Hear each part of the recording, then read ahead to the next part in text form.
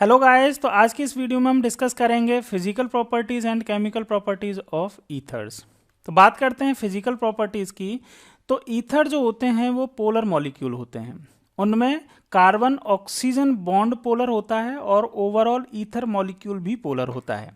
Reason समझिए, carbon oxygen bond polar क्यों होता है? क्योंकि कार्बन और ऑक्सीजन की इलेक्ट्रोनेगेटिविटी में डिफरेंस होता है। कार्बन की इलेक्ट्रोनेगेटिविटी होती है 2.5 और ऑक्सीजन की इलेक्ट्रोनेगेटिविटी होती है 3.5। तो इलेक्ट्रोनेगेटिविटी डिफरेंस होने की वजह से कार्बन ऑक्सीजन बॉन्ड जो होता है वो पोलर होता है। इसके अलावा नेट डायपोल मोमेंट भी ईथर्स का क्या होता है? नॉन जीरो होता है, इसीलिए ईथर मॉलिक्यूल पोलर होते हैं। अब यहाँ पे एक बात समझना कि जरूरी नहीं है कि पोलर बॉन्ड होने की वजह से मॉलिक्यूल भी पोलर हो। जैसे अगर सेम बात कर लूँ मैं CO2 में, CO2 में बात करें तो यहाँ पे भी कार्बन ऑक्सीजन बॉन्ड है और कार्बन ऑक्सीजन ये बॉन्ड है। यहाँ पे कार्बन ऑक्सीजन बॉन्ड तो क्या है? पोलर है। कार्बन ऑक्सीजन बॉन्ड तो पोलर है, यहाँ पे पॉजिटिव है और यहाँ पे तो नेगेटिव है और यहाँ पे पॉजिटिव है। ये भी सिमिलरली इस तरह से पॉजिटिव और नेगेटिव है। ये ओवरऑल बॉल यहाँ पे कार्बन ऑक्सीजन बॉन्ड तो पोलर है, लेकिन ओवरऑल CO2 मॉलिक्यूल का अगर डायपोल मोमेंट की बात करेंगे तो वो जीरो होता है। ऐसा ही हमें यहाँ पे भी फील हो सकता है, क्योंकि जनरली हम ईथर को इस तरह से लिख देते हैं ROR। अब यहाँ पे भी लगता है ऐसा ही है कि CO2 जैसा इसका भी नेट डायपोल मोमेंट जीरो होना चाहिए, लेकिन जीरो नहीं होता है। नेट डायपोल मोमेंट उनका नॉन जीरो होता है, इसीलिए ईथर पोलर होते हैं। अब क्यों होता है ये एक बार समझ लेते हैं हम। देखो, ईथर जो होते हैं इनका नेट डायपोल मोमेंट इसीलिए नॉन जीरो होता है क्योंकि ईथर का जो जनरली हम स्ट्रक्चर इस तरह से बनाते हैं वो तो लिख देते हैं, लेकिन एक्चुअल में ईथर का स्ट्रक्चर कुछ इस तरह से होता है। कैसा होता है? बॉन्ड एंगल 118 डिग्री नहीं होता, जबकि CO2 में bond angle carbon double bond carbon, carbon double bond carbon, CO2 में यहाँ बॉन्ड एंगल जो है वो 180 डिग्री होता है, जबकि यहाँ पे 180 नहीं होता। कितना होता है? 110 होता है। अच्छा, ये भी इंटरेस्टिंग है कि 110 ही क्यों होता है। तो देखो, ये हाइब्रिडाइजेशन से निकाल सकते हो। ऑक्सीजन का अगर हाइब्रिडाइजेशन निकालेंगे तो ऑक्सीजन का हाइब्रिडाइजेशन यहाँ पे 1 सिग्मा 2 सिग्मा और क्या है? Lone pair. तो 2 लॉन पेयर और 2 सिग्मा होने की वजह से, 2 सिग्मा बॉन्ड होने की वजह से इसका स्टेरिक नंबर 4 है, और स्टेरिक नंबर 4 होने की वजह से इसका हाइब्रिडाइजेशन जो है वो sp3 होगा। और हम ये भी जानते हैं हाइब्रिडाइजेशन sp3 है तो बॉन्ड एंगल कितना होना चाहिए? 190 degree and 109 degree and 28 minute. लेकिन क्योंकि यहाँ पे 2 लॉन पेयर हैं तो बॉन्ड एंगल इससे थोड़ा सा कम होना चाहिए, जैसा कि किस में होता है? किस में होता है? वाटर में होता है। वाटर के केस में अगर बात करें तो वाटर में यहाँ पे 2 लॉन पेयर हैं ऑक्सीजन के पास और 2 बॉन्ड पेयर हैं, तो बॉन्ड एंगल जो है वो 105 डिग्री हो जाता है। लेकिन यहाँ पे हाइड्रोजन बहुत स्मॉल मॉलिक्यूल हैं, मतलब स्मॉल एटम्स हैं, इसीलिए इनके बीच में इतना ज़्यादा रिपल्शन नहीं है। ईथर में क्या हो रहा है? ये हाइड्रोजन जो हैं, ये दोनों हाइड्रोजन किससे रिप्लेस कर दिए गए हैं? एल्काइल ग्रुप से। और एल्काइल एल्काइल के बीच में क्या होगा? रिपल्शन होगा। रिपल्शन होने की वजह से बॉन्ड एंगल जो है वो 100 डिग्री से क्या हो जाता है? थोड़ा सा बढ़ जाता है। और कितना हो जाता है? 110 डिग्री हो जाता है। इसीलिए ईथर्स में बॉन्ड एंगल जो होता है वो 110 डिग्री होता है। क्लियर? यहां तक समझ में आ गया? तो एक बात यह याद रखना कि बॉन्ड एंगल जो है वो 118 नहीं होता, 110 होता है। दूसरी बात यह याद रखना है कि एक बॉन्ड पोलर होने की वजह से, है ना, बॉन्ड पोलर होने की वजह से ओवरऑल मॉलिक्यूल पोलर हो भी सकता है और नहीं भी हो सकता। यहाँ पे बॉन्ड तो पोलर है, कार्बन ऑक्सीजन बॉन्ड तो पोलर है, लेकिन ओवरऑल मॉलिक्यूल नॉन पोलर है। यहाँ पे कार्बन और ऑक्सीजन, ये कार्बन बॉन्ड है, कार्बन और ऑक्सीजन बॉन्ड भी पोलर है और ओवरऑल मॉलिक्यूल भी क्या है? पोलर है। मतलब डायपोल मूवमेंट नॉन जीरो है, इसका मतलब मॉलिक्यूल क्या है? पोलर है। क्लियर है? समझ में आ गया यहाँ तक? चलिए, नेक्स्ट हम बात करते हैं फिजिकल स्टेट की। वैसे एनसीईआरटी में फिजिकल स्टेट वाला पॉइंट नहीं दे रखा है, लेकिन हम पढ़ लेते हैं कि स्टार्टिंग की जो सबसे सिंपलेस्ट या सबसे पहली वाली जो ईथर है, डाई मेथाइल ईथर, ये और इथाइल मेथाइल ईथर, ये स्टार्टिंग के जो मेंबर हैं वो गैसेस स्टेट में हैं। इसके बाद हायर ईथर जो हैं वो वॉलेटाइल लिक्विड्स हैं। फिजिकल स्टेट में यही है कि स्टार्टिंग के ये दोनों जो मेंबर हैं वो क्या हैं? गैसेस। उसके बाद हायर जो ईथर हैं वो वॉलेटाइल लिक्विड्स हैं। नेक्स्ट हम बात करते हैं बॉइलिंग पॉइंट की। बॉइलिंग पॉइंट वाला पॉइंट जो है वो काफ़ी इंपॉर्टेंट है, ये समझ लीजिए। ये वैसे पॉइंट हम एल्कोहल में भी डिस्कस करके आए हैं, यहाँ पे भी डिस्कस कर लेते हैं कि ईथर जो होती हैं इनका बॉइलिंग पॉइंट कम होता है करेस्पॉन्डिंग एल्कोहल से। किससे? एल्कोहल से। और अप्रोक्सीमेटली इक्वल होता है एल्केन के। एल्केन के अप्रोक्सीमेटली इक्वल बोल सकते हो ईथर्स का। ईथर और एल्केन का अप्रोक्सीमेटली इक्वल होता है, एल्कोहल्स का ज़्यादा होता है। अच्छा, हमने इन तीनों को ही कंपेयर क्यों किया, ये समझ लीजिए। क्योंकि इन तीनों का मॉलिक्यूलर मास जो है वो कैसा है? Approximately same. ईथर और एल्कोहल आइसोमर्स हैं, है ना। जैसे मैंने लिया एक एल्कोहल लिया CH3 CH2OH, इसके कंपैरेटिवली एक इसका ईथर बनाया, इसका आइसोमर, तो ये ईथर। तो इन दोनों के तो मॉलिक्यूलर मास एग्जैक्टली सेम है। अभी इसी 3 ही कार्बन का अगर मैं एक एल्केन ले लूँ तो इसका भी मॉलिक्यूलर मास अप्रोक्सीमेटली ईथर के इक्वल ही है। तो इन तीनों को अगर कंपेयर करें तो इन दोनों का तो बॉइलिंग पॉइंट अप्रोक्सीमेटली सेम है। ठीक है, बॉइलिंग पॉइंट क्या है? अप्रोक्सीमेटली सेम है। लेकिन बॉइलिंग पॉइंट किसका ज़्यादा है? यस, ये इस एल्कोहल का ज़्यादा है। रीज़न क्या है? रीज़न है कि जो इसमें एल्कोहल जो होता है इसमें इंटरमॉलिक्यूलर हाइड्रोजन बॉन्डिंग हो जाती है, और इंटरमॉलिक्यूलर हाइड्रोजन बॉन्डिंग होने की वजह से इस हाइड्रोजन बॉन्डिंग को ब्रेक करने के लिए एक्स्ट्रा एनर्जी देनी पड़ती है, इसीलिए टेम्परेचर या बॉइलिंग पॉइंट टेम्परेचर ज़्यादा होता है। ठीक है, चलिए इसको थोड़ा सा डेटा से देख लेते हैं। अगर डेटा देखें तो जैसे 5 कार्बन का अगर मैंने एक एल्केन लिया तो इसका बॉइलिंग पॉइंट जो है वो 309.1 केल्विन है। इसका एथॉक्सी मेथेन, यहाँ पे भी 5 मेंबर हैं, तो इसका boiling point 307 degree point 307.6 kelvin है। ठीक है, तो दोनों का अप्रोक्सीमेटली सेम है बॉइलिंग पॉइंट। लेकिन लेकिन लेकिन अगर उसी इतने ही कार्बन का, मतलब 4 कार्बन और 1 ऑक्सीजन का, अगर यहाँ पे क्या लिया जाए? एल्कोहल लिया जाए, ब्यूटेनॉल लिया जाए, तो इसका बॉइलिंग पॉइंट 390 केल्विन है। मतलब इससे बहुत ज़्यादा है, ईथर से काफ़ी ज़्यादा है बॉइलिंग पॉइंट। ठीक है, तो इसका रीज़न हमें पता है। रीज़न क्या है? Hydrogen bonding, intermolecular hydrogen bonding है। क्लियर है? तो ये हमने बात की किसके बारे में? बॉइलिंग पॉइंट के बारे में। तो बॉइलिंग पॉइंट में एक ही चीज़ याद रखनी है कि एल्केन और ईथर का बॉइलिंग पॉइंट अप्रोक्सीमेटली सेम होता है, लेकिन एल्कोहल्स का बॉइलिंग पॉइंट ईथर से काफ़ी ज़्यादा होता है, और रीज़न हमें पता चल गया, हाइड्रोजन बॉन्डिंग। चलिए जी, नेक्स्ट हम बात करते हैं सॉल्युबिलिटी की। तो ईथर जो होते हैं, मिसिबिलिटी ऑफ ईथर, मिसिबिलिटी या solubility of ether with water resemble those of the alcohol of the same molecular mass. जैसा पैटर्न एल्कोहल्स का होता है, अप्रोक्सीमेटली सेम ही पैटर्न कौन शो करता है? ईथर शो करते हैं। जैसे इथॉक्सी इथेन जो होता है, इथॉक्सी इथेन जो है, जैसे ये वाला है ना, इथॉक्सी इथेन जो है वो, और ब्यूटेनॉल ये वाला, are miscible to almost the same extent. वो कितना है? 7.5 to 7 and 9 ग्राम। थोड़ी सी कम है, ईथर की मिसिबिलिटी थोड़ी सी कम है, इसमें एल्कोहल्स की मिसिबिलिटी वाटर में थोड़ी सी ज़्यादा है। पर 100 ml में कितना कितना मिसिबल हो रहा है? देखो कितना मिसिबल हो रहा है। जो ईथर है इथॉक्सी इथेन या डाई इथाइल ईथर जो है वो 7.5 ग्राम पर 100 ml में डिजोल्व हो रही है वाटर में, और एल्कोहल जो है वो 9 ग्राम पर 100 ml वाटर में डिजोल्व हो रहा है। तो मिसिबिलिटी अप्रोक्सीमेटली सेम है। रीज़न क्या है? रीज़न यहाँ पे भी अगेन हाइड्रोजन बॉन्डिंग ही है, क्योंकि एल्कोहल जो होते हैं उनमें हाइड्रोजन बॉन्डिंग ज़्यादा स्ट्रांग होती है, ईथर्स में कंपैरेटिवली कम स्ट्रांग होती है। बनता ज़रूर है, जैसे यहाँ पे देखो हाइड्रोजन बॉन्ड वाटर के साथ में बनता है, यहाँ पे भी है ना, यहाँ पे भी बनता है हाइड्रोजन के बीच में, लेकिन क्योंकि यहाँ पे अगर बात करें, यहाँ पे एक एल्काइल ग्रुप की जगह इसमें एल्कोहल में हाइड्रोजन होता है, तो ये भी हाइड्रोजन जो है वो हाइड्रोजन बॉन्ड बनाता है। यहाँ पे दो हाइड्रोजन बॉन्डिंग बनती हैं, जबकि एल्कोहल के इसमें 3 हाइड्रोजन बॉन्ड बन जाते हैं।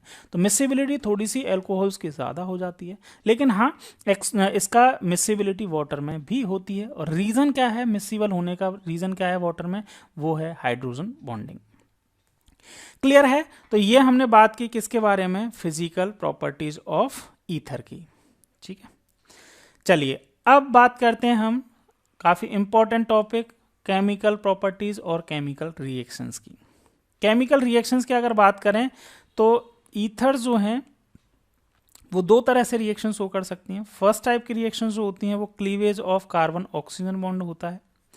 कार्बन ऑक्सीजन बॉन्ड की वजह से, क्लीवेज की वजह से ईथर जो होते हैं वो रिएक्शन कर सकती हैं, लेकिन कार्बन ऑक्सीजन बॉन्ड जो होता है वो काफ़ी स्टेबल बॉन्ड होता है, काफ़ी स्ट्रॉन्ग बॉन्ड होने की वजह से इनको ब्रेक करना थोड़ा सा डिफ़िकल्ट होता है, और डिफ़िकल्ट होता है तो ड्रास्टिक कंडीशंस यूज़ की जाती हैं।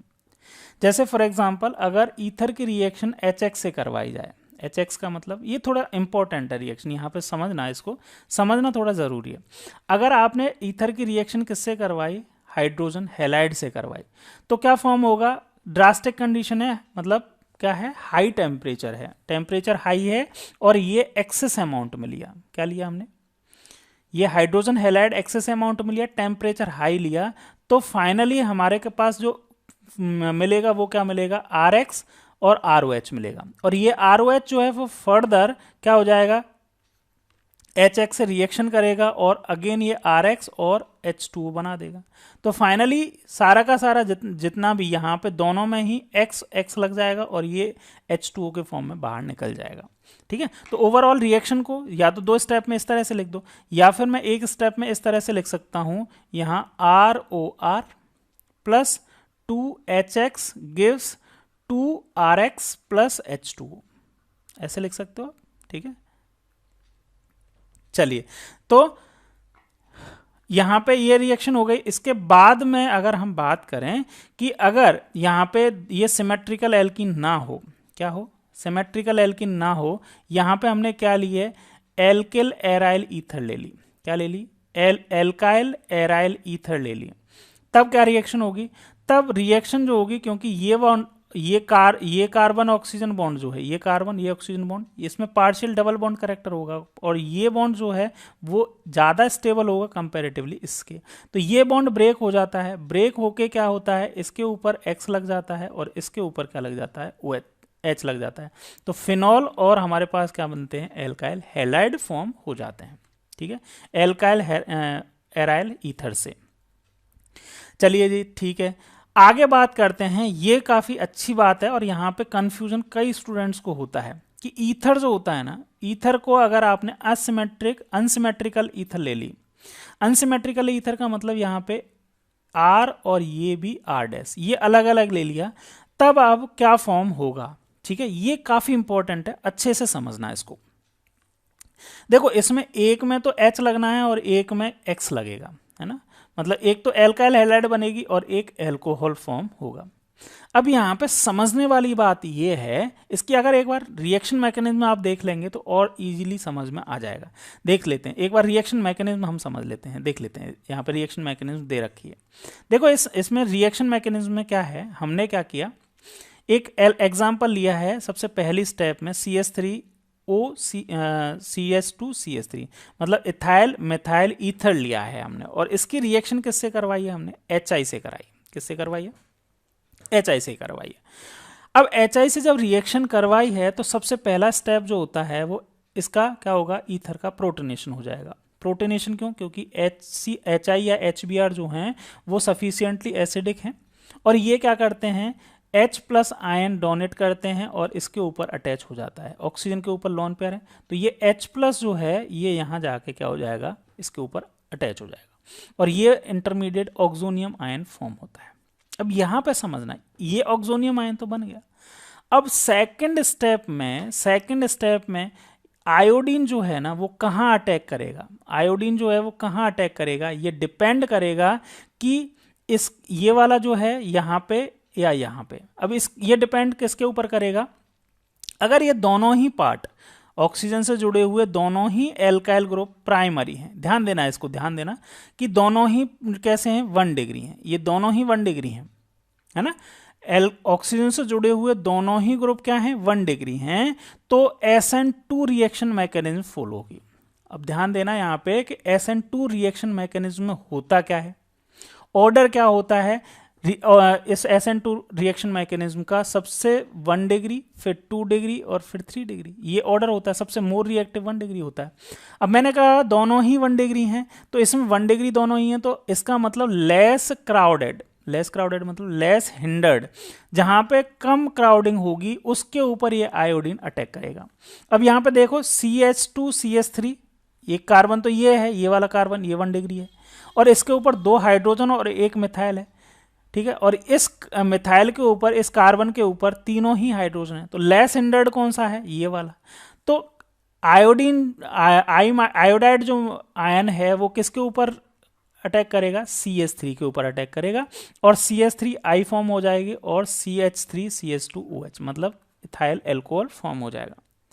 अब यहीं पे समझ लेना, एक दूसरी चीज समझना, अगर ये दोनों ही 1 डिग्री हैं तब, अच्छा अगर इनमें से कोई सा, ये वाला जो ऑक्सीजन से डायरेक्ट जुड़ा हुआ एल्काइल ग्रुप अगर 3 डिग्री हो जाए, 3 डिग्री हो जाए, तब यहां पे SN2 मैकेनिज्म फॉलो नहीं होगी। तब कौन सी मैकेनिज्म फॉलो होगी, SN1।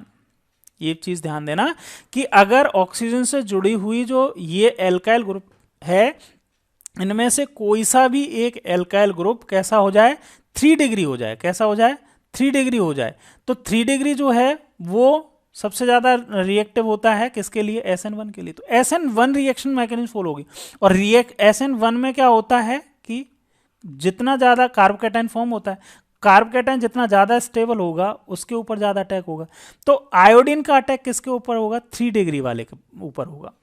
अगर दोनों ही 1 डिग्री हैं तब तो लेस हिंडर्ड 1 डिग्री के ऊपर आयोडीन जाएगा, और इनमें से अगर एक भी 3 डिग्री हो गया है ना, ऑक्सीजन से जुड़ा हुआ, डायरेक्ट जुड़ा हुआ कार्बन 3 डिग्री हो गया, तब क्या होगा, तब उसके ऊपर ये आयोडीन चला जाएगा।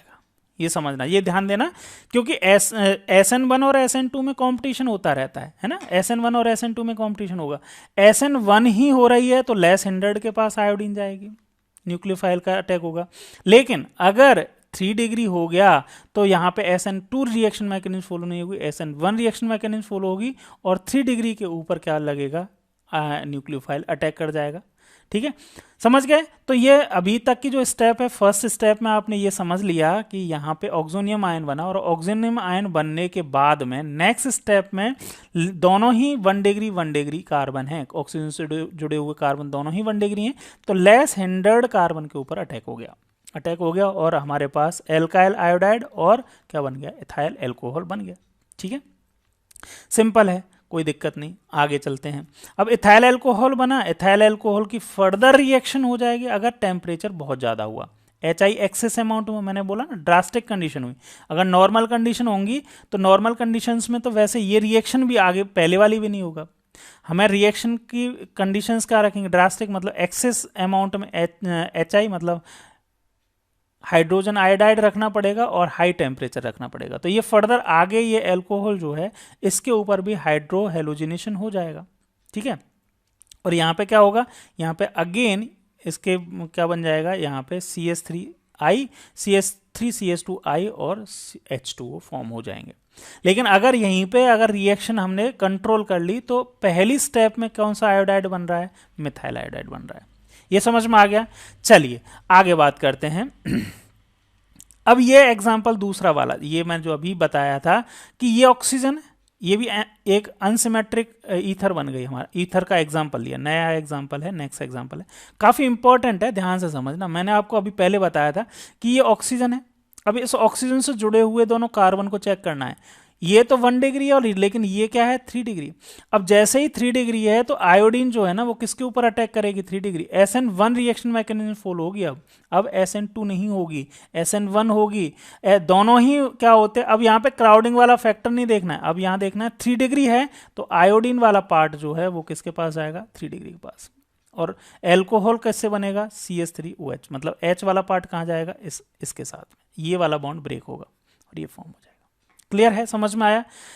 ओके, आगे बात करें, एक और एग्जांपल ले रखा है। ठीक है, अब यहां पे ये सारी चीजें बता दी। It is because the step 2 reaction, because in the step 2 of the reaction the departure of leaving group create a more stable carbocation and the reaction follows the SN1 reaction mechanism. ये मैंने अभी आपको बताया। ठीक है, okay, चलिए ये इसकी मैकेनिज्म अगेन दी गई है, ये तो हम डिस्कस कर चुके हैं। आगे बात करते हैं। आगे एग्जाम्पल है, इस एग्जाम्पल को समझ लेते हैं। तो जितनी बातें मैंने अभी तक आपको बताई हैं वो सारे के सारे बातें यहाँ पे रिपीट हो जाएंगी। तो एग्जाम्पल को अच्छे से ध्यान से समझिए, ये काफ़ी इंपॉर्टेंट है। देखो, give the major product that are followed by heating each of the following ether with HI। यहाँ पे हमें HI से रिएक्शन करानी है। अब देखना है, यहाँ पे हमें ऑक्सीजन से जुड़े हुए को ही देखना है। ऑक्सीजन से जुड़ा हुआ दोनों ही 1 डिग्री हैं। देखो, ये भी 1 डिग्री और ये भी 1 डिग्री, तो 1 डिग्री 1 डिग्री है। तो हमें क्या याद रखना है कि लेस क्राउडेड के पास क्या चला जाएगा, I माइनस जुड़ जाएगा। तो लेस क्राउडेड इसमें से कौन सा है, देखो ये वाला लेस क्राउडेड है, तो यहाँ तो I जुड़ जाएगा और यहाँ पे क्या जुड़ जाएगा, H जुड़ जाएगा। तो फाइनल प्रोडक्ट देखो क्या बन जाएगा, CH3 CH2 CH CH3 CH2OH। ये वाला तो ये वाला पार्ट बन गया, और CH3 CH2 और I, ये वाला CH3 CH2 I ये बन गया। क्लियर है, ओके, नो प्रॉब्लम। आगे बात करते हैं। इसमें देखें, इसमें ऑक्सीजन है। अब ऑक्सीजन से जुड़ा हुआ ये तो 1 डिग्री है, और ये क्या है, एक कार्बन इधर है, एक कार्बन इधर है, एक कार्बन, 3 कार्बन से जुड़ा हुआ ये 3 डिग्री है। तो 3 डिग्री और 1 डिग्री है, तो मैंने आपको बताया 3 डिग्री के पास क्या जाएगा, I वाला पार्ट जाएगा, तो ये ब्रेक होगा। तो यहाँ पे तो लगेगी I और यहाँ लगेगा H। तो फॉर्म क्या होगा, CH3 CH2 CH2OH, CH3 CH2 CH2OH मतलब प्रोपेनॉल, और ये क्या फॉर्म होगा, यहाँ पे I लग जाएगा, CH3 CH2 C, यहाँ पे I लग गया और ये CH3 CH3 बन गया। ठीक है, ओके। अब यहाँ पे नेक्स्ट वाला थर्ड वाला पार्ट देखें। अब ये वाला पार्ट देखें, यहाँ पे इस कार्बन की और ये कार्बन है। अब ये कार्बन जो है ना वो होने को, अब इसमें डिग्री नहीं देखेंगे, इसमें क्या देखना है हमें, इसमें देखो ये कार्बन जो है इसमें से मोर स्टेबल कार्बोकेटन, दोनों ही CS, यहाँ पे ये भी बेंजीन ये भी है। तो इसमें से देखो ये जो है वो ये कैसा है आपका, इसमें ध्यान देना आप कि यहाँ पे ये बॉन्ड ब्रेक होगा या ये वाला बॉन्ड ब्रेक होगा, यही हमें चेक करना है, और ये चेक होते ही हमारा आंसर आ जाएगा। अब बताओ कौन सा बॉन्ड ब्रेक होगा। देखो यहाँ पे अगर पहले वाले बॉन्ड की बात करें, इस वाले बॉन्ड की बात करें, इस वाले की, ठीक है, तो यहाँ पे क्या हो रहा है कि ये इसमें पार्शियल डबल बॉन्ड करेक्टर आ रहा है, ऑक्सीजन के साथ में ये क्या कर रहा है, रेजोनेंस कर रहा है, और रेजोनेंस कर रहा है तो यहाँ पे पार्शियली डबल बॉन्ड करेक्टर आ गया, तो ये स्ट्रॉन्ग बॉन्ड है। ब्रेक कौन इजीली हो सकता है, ये वाला। और ये ब्रेक जब होगा तो यहाँ पे अगर पॉजिटिव चार्ज बनता है, पॉजिटिव चार्ज आता है, तो ये पॉजिटिव चार्ज मोर स्टेबल होगा। मोर स्टेबल होने की वजह से यहाँ पे SN1 रिएक्शन मैकेनिज्म फॉलो होगी, तो I वाला पार्ट यहाँ पे लगेगा और H वाला पार्ट यहाँ पे लगेगा। ठीक है, तो ऐसे भी समझ सकते हो कि दोनों ही क्राउडिंग वाले पार्ट हैं। तो क्राउडिंग वाले पार्ट हैं तो SN1 रिएक्शन मैकेनिज्म यहाँ पे फॉलो होने वाली है। रिएक्शन मैकेनिज्म SN1 फॉलो होने वाली है, तो इंटरमीडिएट कार्बोकैटायन कौन सा स्टेबल होगा, तो इंटरमीडिएट कार्बोकैटायन जो है वो CH2, ये इस फिनाइल कार्बोकैटायन तो बहुत ज़्यादा अनस्टेबल होता है, बेंजाइल कार्बोकैटायन जो होता है वो स्टेबल होता है। तो स्टेबल कार्बोकैटायन के ऊपर क्या लगेगा, न्यूक्लियोफाइल अटैक करेगा, और यहाँ पे इसमें ये क्या बन जाएगा, ये प्रोडक्ट फॉर्म हो जाएगा और एक फिनॉल फॉर्म होगा। क्लियर है, तो इसमें कोई कंफ्यूजन नहीं होना चाहिए, आपको समझ में आ गया होगा कि किस तरह से प्रोडक्ट बनाना है, कब SN1 और कब SN2 रिएक्शन मैकेनिज्म फॉलो होगी। SN1 और SN2 के रिगार्डिंग अगर आपने ये रिएक्शन मैकेनिज्म नहीं देखी हैं तो haloalkanes and haloarenes वाले चैप्टर में जाके इसको एक बार पढ़ सकते हैं, वहाँ पे प्लेलिस्ट में चले जाइए, प्लेलिस्ट में ये रिएक्शन दे रखी हैं। ठीक है, या फिर मैं आपको हो सकेगा तो वीडियो के डिस्क्रिप्शन में भी इनकी लिंक प्रोवाइड कर दूंगा। चलिए, तो इस एग्जांपल से हमें पहले वाली रिएक्शन काफ़ी अच्छे से समझ में आ गई। अब हम बात करते हैं किसकी, इलेक्ट्रोफिलिक सब्स्टिट्यूशन रिएक्शन की। सेकेंड टाइप की रिएक्शंस कौन सी देती हैं, ईथर्स, इलेक्ट्रोफिलिक सब्स्टिट्यूशन रिएक्शन। अब ईथर जो हैं, देखो समझना इसको, ईथर जो हैं उनमें क्या है, ये ऑक्सीजन है, ऑक्सीजन के ऊपर लोन पेयर इलेक्ट्रॉन है, तो ये लोन पेयर इलेक्ट्रॉन होने की वजह से इनका +m इफेक्ट होता है, और +m इफेक्ट होने की वजह से ये बेंजीन के ऊपर इलेक्ट्रॉन की डेंसिटी इंक्रीज कर देते हैं। कौन कौन सी पोजीशन पे, ऑर्थो पोजीशन पे और पैरा पोजीशन पे। ये दो ऑर्थो पोजीशन है और एक पैरा पोजीशन। तो ऑर्थो एंड पैरा पोजीशन पे इलेक्ट्रॉन की डेंसिटी ज़्यादा होने की वजह से एल्कोक्सी ग्रुप जो होते हैं वो ऑर्थो पैरा डायरेक्टिंग और साथ में एक्टिवेटिंग मतलब इलेक्ट्रॉन की डेंसिटी इंक्रीज कर रहे हैं, और क्योंकि ऑर्थो पैरा पोजीशन पे कर रहे हैं इसीलिए ऑर्थो पैरा डायरेक्टिंग कहलाते हैं। ठीक है। अब ये ज़्यादा मतलब एक्टिवेट कर देते हैं, एल्कोक्सी ग्रुप जो है बेंजीन रिंग को एक्टिवेट कर देते हैं, इसीलिए बेंजीन रिंग के ऊपर इजीली हेलोजिनेशन हो जाता है। हेलोजिनेशन के लिए आपको कोई लुईस एसिड की ज़रूरत नहीं पड़ती। लुईस एसिड जैसे किसकी है, ये आयरन ब्रोमाइड या फिर AlCl3 या AlBr3, इस तरह के लुईस एसिड की हमें कोई ज़रूरत नहीं होती, क्योंकि ये एक्टिवेटेड हैं। तो ब्रोमाइन इन एथेनोइक एसिड है ना, ब्रोमाइन की रिएक्शन इथेनोइक सॉल्वेंट में करवाते हैं तो एनिसोल है ना, एनिसोल इसको बोलते हैं। बेंजीन रिंग के ऊपर अगर एक मेथॉक्सी ग्रुप लगता है तो इसको एनिसोल बोला जाता है। तो क्या होता है, तो यहाँ पे ऑर्थो एंड पैरा पोजीशन पे ब्रोमाइन सब्स्टिट्यूट हो जाता है। ऑर्थो पोजीशन पे यहाँ पे सब जगह पे हाइड्रोजन तो सब जगह है ना, यहाँ पे बेंजीन में, तो आप जानते हैं है ना। तो इनमें से ऑर्थो पोजीशन वाला और पैरा पोजीशन वाला हाइड्रोजन जो है वो ब्रोमाइन से, ब्रोमाइन Br पॉजिटिव आयन से क्या हो जाते हैं, सब्स्टिट्यूट हो जाते हैं। अब ध्यान देना, यहाँ पे मेजर प्रोडक्ट जो होता है वो कौन सा होता है, पैरा मेजर प्रोडक्ट होता है। माइनर, ऑर्थो माइनर क्यों होता है, उसका रीजन है क्योंकि ब्रोमाइन जो है वो इसके पास में, ऑर्थो के पास में आएगा तो ये दोनों के बीच में क्या होगा, रिपल्शन होगा, क्राउडिंग ज़्यादा होगी, इन दोनों के बीच में रिपल्शन होगा, तो यहाँ पे स्टेबिलिटी कम होगी। पैरा जो होता है वो कंपैरेटिवली ऑर्थो के ज़्यादा स्टेबल होता है, इसीलिए मेजर प्रोडक्ट और पैरा ब्रोमो एनिसोल बनता है। तो यहाँ हमने बात की किसकी, हेलोजिनेशन की। ठीक है, इसके बाद नेक्स्ट रिएक्शन है, काफ़ी इंपॉर्टेंट नेम रिएक्शन है और काफ़ी इंपॉर्टेंट भी है, फ्रीडल क्राफ्ट रिएक्शन। ठीक है, फ्रीडल क्राफ्ट रिएक्शन की अगर बात करें, ठीक है, तो फ्रीडल क्राफ्ट रिएक्शन की अगर बात करें तो फ्रीडल क्राफ्ट रिएक्शन का आपको पता ही है, रिएजेंट तो क्या है, ये हम हेलो एल्केन और हेलोरिन में भी पढ़ के आए हैं। इसका ये CH3Cl मिथाइल क्लोराइड और एनहाइड्रस AlCl3, इसमें जो क्या बनता है, इसका इलेक्ट्रोफाइल जो बनता है वो क्या बनता है, CH3 पॉजिटिव इलेक्ट्रोफाइल फॉर्म होता है। ठीक है, और इस इलेक्ट्रोफाइल का अटैक किस किस पोजीशन पे हो सकता है, वही again ortho and para position पे क्या बन सकते हैं, ये CH3 अटैच हो सकते हैं, लेकिन पैरा वाला मेजर होता है वही स्टेरिक हिंड्रेंस की वजह से। ठीक है, यहाँ पे AlCl3 जो होता है वो किसकी तरह बिहेव करता है, लुईस एसिड की तरह बिहेव करता है, यहाँ से Cl को ले लेता है, AlCl4 माइनस बना देता है और यहाँ से क्या बन जाता है, एक CH3 पॉजिटिव, CH3 प्लस या कैटाइन या एक इलेक्ट्रोफाइल फॉर्म हो जाता है। ठीक है, ये तो हुई, इसको तो हम बोलते हैं फ्रीडल क्राफ्ट एल्काइलेशन। ठीक है, एल्काइल ग्रुप इंट्रोड्यूस हो रहा है तो फ्रीडल क्राफ्ट एल्काइलेशन। ठीक है, और एक होती है Friedel Crafts acylation. Friedel Crafts acylation का मतलब क्या है कि एसाइल ग्रुप इंट्रोड्यूस हो जाए। एसाइल ग्रुप कौन सा होता है, CH3CO को क्या बोलते हैं हम, एसाइल ग्रुप बोलते हैं।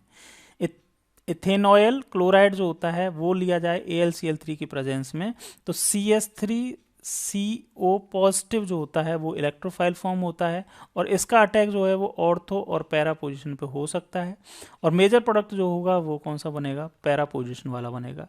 तो 4 मिथॉक्सी एसीटोफिनोन जो होता है वो मेजर प्रोडक्ट बन जाएगा। ठीक है, पैरा वाला। क्लियर है, तो इस रिएक्शन को हम क्या बोलते हैं, फ्रीडल क्राफ्ट एसाइलेशन। जहाँ पे CH3 इंट्रोड्यूस हो रहा है उसको बोलते हैं फ्रीडल क्राफ्ट एल्काइलेशन। ये दोनों याद रखें, यहाँ पे इलेक्ट्रोफाइल CH3CO पॉजिटिव है फ्रीडल क्राफ्ट एसाइलेशन में, फ्रीडल क्राफ्ट एल्काइलेशन में इलेक्ट्रोफाइल CH3 पॉजिटिव है। Clear, okay. नेक्स्ट हम बात करते हैं इलेक्ट्रोफिलिक सब्स्टिट्यूशन रिएक्शन में ईथर की में, वो है नाइट्रेशन। नाइट्रेशन आप जानते ही हैं कि नाइट्रेटिंग मिक्सचर लिया जाता है। नाइट्रेटिंग मिक्सचर क्या होता है, नाइट्रेटिंग मिक्सचर जो है वो क्या ले सकते हैं, H2SO4 प्लस HNO3, ये एक नाइट्रेटिंग मिक्सचर है और इससे एक क्या बनता है, इलेक्ट्रोफाइल बनता है NO2 पॉजिटिव। इस इलेक्ट्रोफाइल का attack ortho and para position पे हो सकता है क्योंकि इलेक्ट्रॉन की डेंसिटी इस ऑक्सीजन ईथर के मिथॉक्सी के ऑक्सीजन की वजह से ऑर्थो एंड पैरा पोजीशन पर ज़्यादा है, तो इस इलेक्ट्रोफाइल का attack ortho and para position पर होता है और मेजर प्रोडक्ट जो है वो 4-नाइट्रो एनिसोल फॉर्म होता है। तो इस तरह से हमारा alcohol phenol ether chapter complete होता है। मिलते हैं नेक्स्ट वीडियो में। Thank you.